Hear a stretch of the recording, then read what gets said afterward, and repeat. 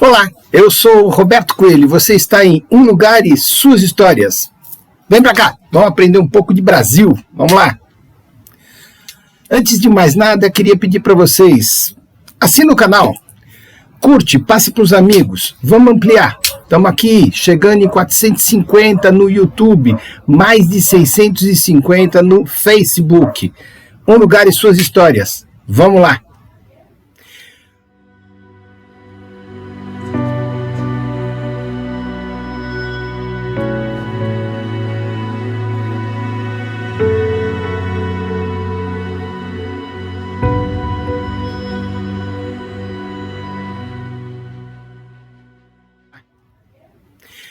Hoje eu quero falar com vocês sobre uma capital do Nordeste, Fortaleza, capital do Ceará. Existem...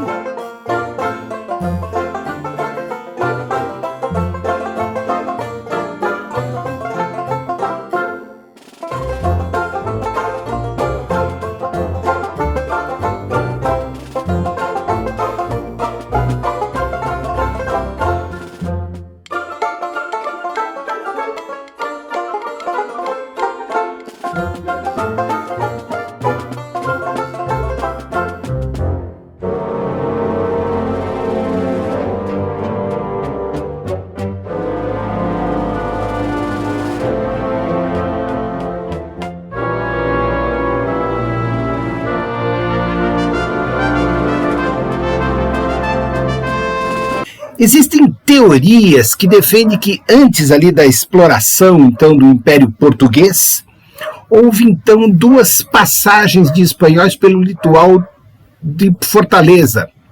Será? Bem, os navegantes, então, o Vicente Pinzón e Diego de Lepe, teriam então desembarcado ali nas costas cearenses antes da viagem então do Pedro Álvares Cabral. Embora na versão tradicional o desembarque de Pinzón tenha se dado no Cabo de Santo Agostinho, em Pernambuco, Pinzón teria chegado então ao Cabo e acredita-se ali no Mucuripe, o Lepe, aportando então na Barra do Ceará. Tais descobertas do território não podem ter sido oficializadas, em decorrência então do Tratado de Tordesilhas. Fica a dúvida. 1494, descobrimento da América, Ceará, será? O início da ocupação do território, viria a ser Fortaleza, se deu então entre os anos de 1597 e 1598. Nesse período, um ramo da etnia potiguara, que habitava então a região ao longo do Forte dos Reis Magos, migrava então e se estabelecia na região, então às margens ali do rio Cocó e o rio Ceará, tendo então ao fundo as serras do Aritanha e no Maranguape. A partir de 1603, os portugueses iniciaram, então, uma tentativa de conquista e de colonização. Então, Pero Coelho de Souza, Coelho, talvez parente, né? Aportou ali na foz do Ceará. As margens, então, ergueu um fortim de São Tiago, baseado, então, ali o povoado do fortim de São Tiago, e se formou, então, Nova Lisboa, na área de Nova Lusitânia. A seca ali de 1605, 1607, e a resistência indígena fez com que essa tentativa lograsse, não deu certo.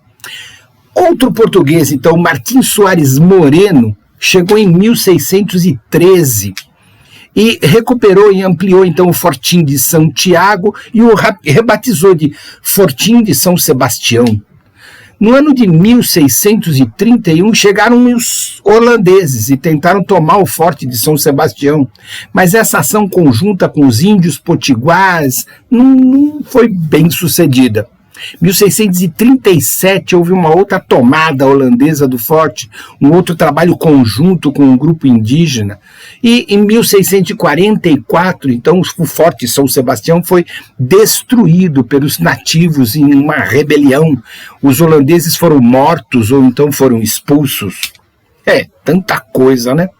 Em 1649, deu-se então o segundo período de domínio holandês, no Ceará, com S, com uma nova expedição, então, antes negociada com os indígenas, foi construído, então, no Monte do Marajaíba, às margens, então, do rio Pajeú, um forte de Schorndenborg, né? Considerado, então, o marco inicial do desenvolvimento da fortaleza. Uma história cujo responsável foi um comandante holandês chamado Matthias Beck. Em 1654, vai tempo, né? Em retirada dos batavos, novamente expulsos pelos lusitanos, a construção foi rebatizada como Nossa Senhora de Assunção. À época, a fortaleza era modesta economicamente, mantinha pecuária, o charque, atividade do final do século. Levou ao desbravamento dos sertões cearenses. A exploração rendeu episódios violentíssimos de resistência indígena, que derrotados eram então enviados aos aldeamentos, como de Sou e Calcária, Arrouxes, Parangaba, né? E aí, então, Montemor, Baturité. Ali, então, em 1726, o povoado do forte foi elevado, então, à vila, tornando-se a segunda do estado. À época, a Quirás, a primeira, ali em 1713, era considerada, então, o centro econômico do Ceará. E Fortaleza, um centro político do Ceará. Em 1799, a capitania do Ceará foi, então, desmembrada em capitania de Pernambuco e Fortaleza. Foi escolhida, então, a capital.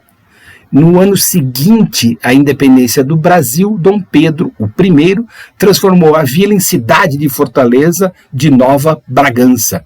Tá aí. Período imperial brasileiro, né? E aí a gente tem tanta história do período imperial brasileiro.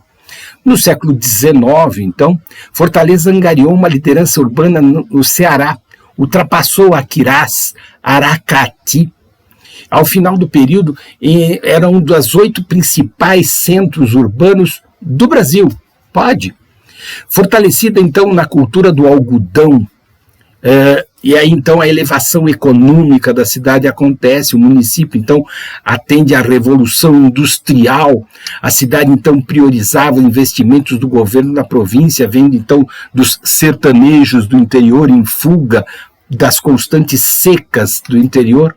A cidade cresceu rapidamente, dotando-se de crescente infraestrutura, passando, então, a assimilar valores, costumes, padrões sociais, estilos alinhados com as grandes metrópoles ocidentais. E aí, Ceará cresceu, né? E Fortaleza junto. Com a transformação da cidade em centro regional de exportação, com o aumento de navegações para a Europa, foi construída, então, a alfândega de Ceará, Silva Paulette. Desempenhou, então, importante papel na evolução estrutural da cidade. Fortaleza de Nossa Senhora da Assunção, 1812, local que então restou o forte de Nossa Senhora da Assunção e passeio público. Tá aí. Os revolucionários então da Confederação do Equador, ali em 1824, agitava todo o Nordeste brasileiro, assistiu episódios sangrentos com excursões do padre Mororó, Pessoa Anta, além de enforcamento e fuzilamento de outros tantos revolucionários da Confederação do Equador. Olha quanta história tem a cidade de Fortaleza, o estado do Ceará. Especialmente na segunda metade do século, em decorrência da área do algodão, a cidade foi tomada por um período imenso de evolução, construção de equipamentos marcantes, tais como o Liceu do Ceará, o Farol do Mucuripe, a Santa Casa de Misericórdia, o Seminário da Prainha, né? Sistema de abastecimento de água, biblioteca pública, ponte metálica, fábricas têxteis, centros intelectuais, veículos de comunicação. Tanta coisa aconteceu ali em Fortaleza. Para disciplinar, então, o crescimento da cidade, um senhor chamado Adolfo Herbertes deu, então, continuidade a um esquema de planejamento urbano, concebido por Silva Paulette,